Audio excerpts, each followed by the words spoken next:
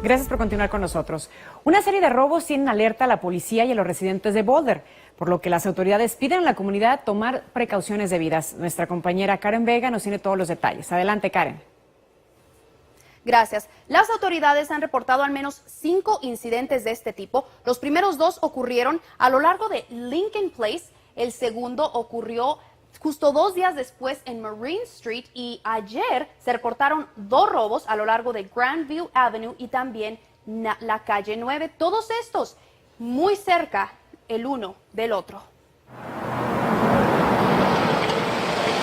En los últimos días, la ciudad de Boulder ha visto una alta actividad de robos y personas sospechosas alrededor de las casas. Algo extraño, pues el índice de criminalidad es relativamente bajo.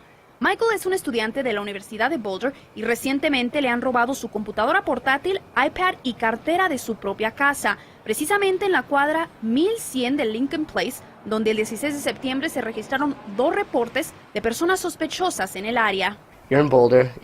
Estamos en Boulder y uno no espera que algo así suceda. Es una pena estar viviendo este tipo de cosas. 2 días después, el 18 de septiembre, en la cuadra 600 de Marine Street, una joven reportó haber visto a un hombre masturbándose en el jardín de su casa. Melissa vive en esta cuadra y no entiende por qué alguien se expondría de esa manera.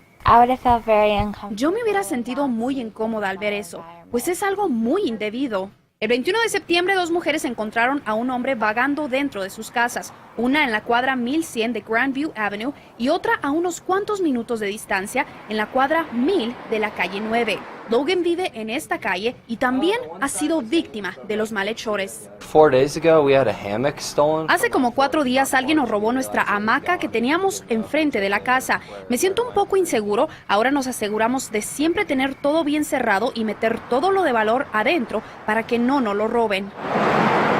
Hasta el momento, las autoridades no tienen pistas en cuanto a la relación de estos incidentes y recomiendan a los residentes de Boulder cerrar bien sus puertas y ventanas y denunciar al 911 o al 303-441-3333. Hasta que me informe Karen Vega, Noticias Colorado. Ahora regreso a los estudios.